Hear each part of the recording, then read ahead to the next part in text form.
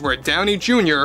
pointed out to both Marvel and Disney that this could not only ruin his reputation, but also cost him fans, and he's against making those statements. However, both Bob and Kevin informed him that taking part in these types of statements and the press tour for Ironheart is built into his very expensive contract for the future of the MCU, mostly related to the return in Avengers Doomsday.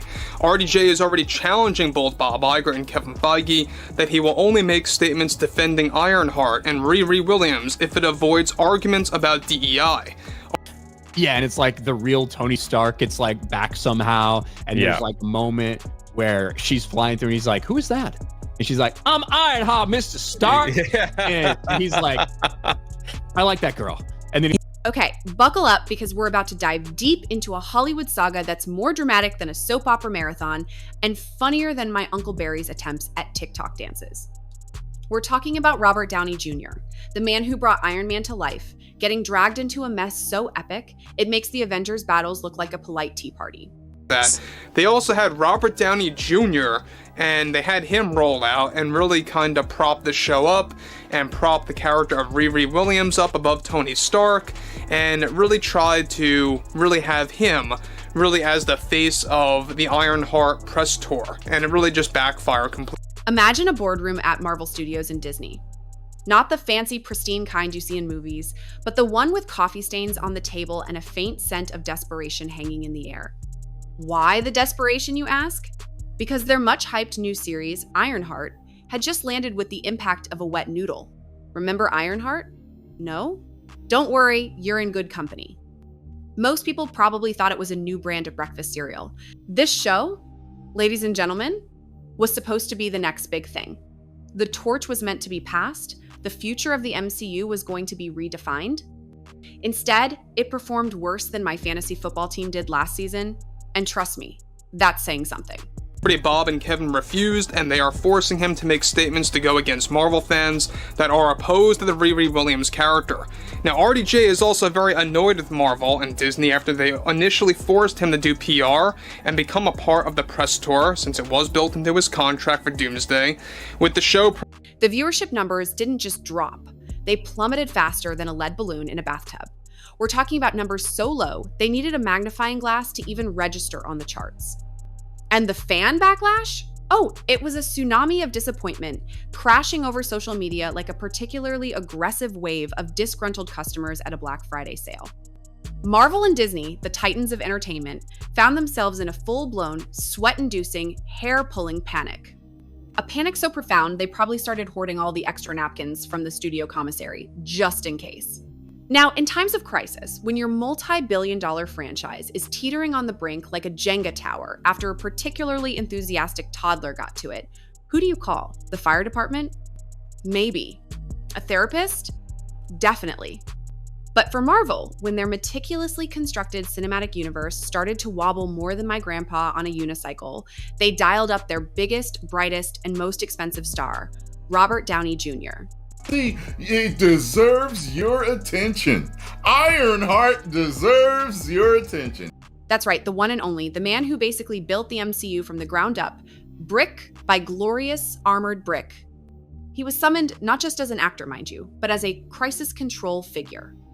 Because when your cinematic empire is sinking faster than the Titanic after hitting an iceberg made of bad reviews, you don't send a few humble rowboats. You send in a nuclear submarine, captained by the coolest, most charismatic dude in Hollywood.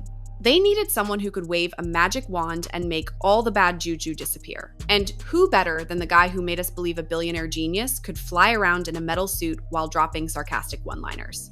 Nobody, that's who. I recall when they forced Robert Downey Jr., they made a deal with him to take part in the press tour to prop up Riri Williams, played by Dominique Thorne, on multiple talk show programs out there, a lot of which were, of course, affiliated with Disney. We'll talk more about that down the road.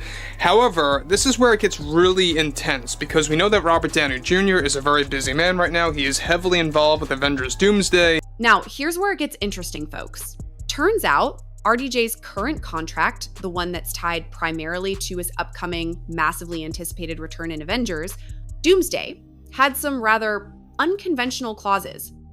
Imagine signing a contract for your dream job, And buried deep in the fine print, perhaps on page 37, paragraph 4, subsection B, there's a line that says, employee also agrees to participate in mandatory morale-boosting efforts, including, but not limited to, propping up failing side projects with unwavering enthusiasm, regardless of actual quality. Yes, apparently his contract obligated him to participate in promotional campaigns for select Marvel projects. It was essentially a rescue the flop clause. It's like buying a brand new top-of-the-line sports car and then finding out you're also contractually obliged to use it to deliver pizzas for minimum wage on weekends. A major development that is now active involves drama surrounding Robert Downey Jr. in the midst of the Ironheart ratings nightmare. Now, already Robert Downey Jr. is enraged with both Disney and Marvel as well as Marvel fans. Already Bob Iger and Kevin Feige held a recent emergency call/meeting that included Robert Downey Jr. remotely, where they were pressuring him to make a They, in their infinite wisdom, weaponized this clause to try and save Ironheart from total collapse. You're getting paid millions to return as a legendary hero, and suddenly, you're the designated PR cleanup crew for a show nobody asked for. It's like being a world-renowned opera singer and being told you also have to perform karaoke at your cousin's wedding to make it authentic. The absurdity of it all is just chef's kiss. So, RDJ, the man whose natural charisma could probably charm a rabid badger, found himself on a forced march of talk show appearances and media interviews. His mission, should he choose to accept it, and by choose, I mean was contractually obligated to, praise Dominique Thorne, the actress playing Riri Williams. The goal was clear: reposition her as a worthy successor to Tony Stark, to somehow rekindle audience interest in a show that was already on life support. This was supposed to be a majestic passing of the torch, a seamless transition of power from the old guard to the new. Instead, what we got was less a passing of the torch and more like trying to hand off a lit firework to someone who's never held one before. Field, not a guide. His frustrations weren't just with the press obligations, but with the false promises he believed. Kevin Feige and even Dominique Thorne heading into complete damage control to really take control of the situation, and so far that has worked to no avail. Well, this is exactly what's been going on now, to the point where Bob Iger and Kevin Feige are getting involved in a lot of drama with RDJ, Robert Downey Jr. The effort didn't just miss the mark. It sailed past the mark, hit a hot dog stand, and exploded into a million pieces of embarrassment. It backfired. Spectacularly. It was like trying to put out a roaring bonfire with a squirt gun filled with tears. And believe me, the tears were real, just not from the show's success. Now, you know when something just feels off? Like when your aunt posts a vacation picture and you can tell she's photoshopped herself into it from 3 years ago? That's what RDJ's Ironheart praise felt like. Fans, being the astute observers they are, immediately noticed something was amiss. His words for Ironheart and Riri Williams felt stiff, robotic, like he was reading directly from a teleprompter, or perhaps a ransom note. It was strained, disconnected, almost as if the joy had been surgically removed from his vocal cords. You know that forced smile you put on when your boss tells a terrible joke at the office Christmas party? Multiply that by 1,000. That's the vibe we were getting. The entire marketing push didn't just fail. It backfired with the force of a super sneeze.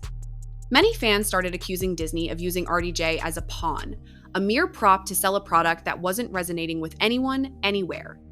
It was like trying to sell me a used car that had no engine, no tires, and a faint smell of regret, but a really nice air freshener. We could all tell he wasn't feeling it. And when a star of RDJ's magnitude isn't genuinely enthusiastic about something, believe me, the entire world knows. It's like trying to hide a giraffe in a phone booth. You just can't do it. So, instead of helping, this desperate, forced PR campaign only served to highlight just how incredibly out of touch Marvel may be with its audience. What began as a simple, misguided PR move quickly spiraled into a full-blown internal conflict, a backstage brawl more intense than any Avengers fight scene. Behind those closed doors, Robert Downey Jr. reportedly grew increasingly frustrated and angry with both Marvel and Disney executives. You can almost picture it, the vein throbbing in his forehead, the polite smiles slowly dissolving into grimaces.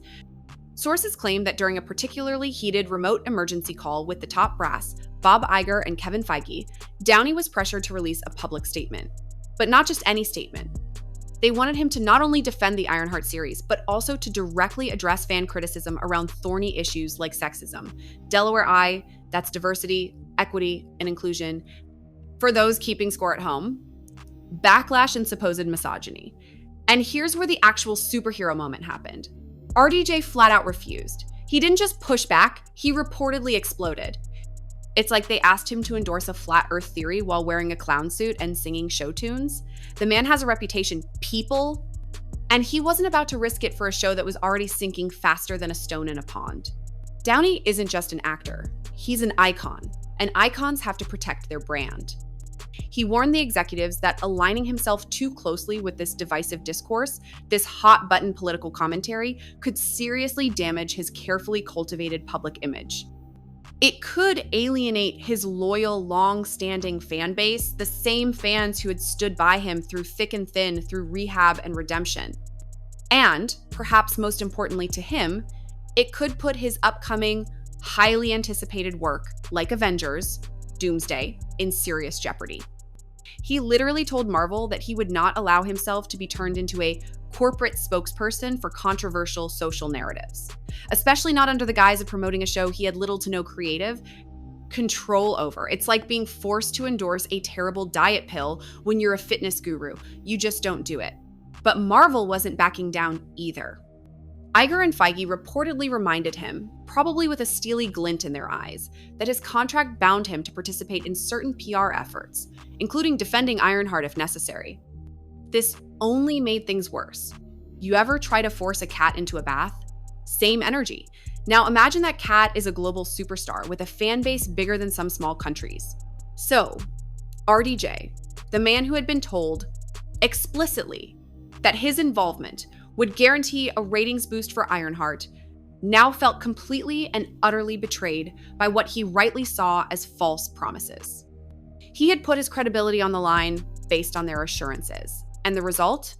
A relationship that didn't just fracture, it shattered into a million tiny, irreparable pieces. A fractured relationship between RDJ and the very studio that had made him a household name. Tempers were flaring like a bonfire, fueled by dry kindling and corporate rage. Trust was eroding faster than a sandcastle in a hurricane. And the entire future of Marvel's carefully crafted strategy was suddenly thrown into question, all while the Ironheart ratings continued their dizzying descent. It's like being promised a gourmet 5-star meal and then being served a cold Hot Pocket with a side of betrayal and a garnish of pure disappointment. The corporate push behind the scenes only grew more aggressive, forcing RDJ deeper and deeper into this entangled, frustrating mess. He was caught in a current, and it was dragging him down. Robert Downey Jr., still contractually locked into Marvel's larger, grander plans, specifically the colossal upcoming Avengers, Doomsday, found himself in a truly unenviable position.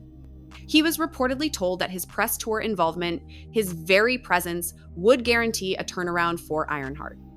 They claimed his support alone could stabilize the show's reception and send viewership soaring higher than his old Iron Man suit.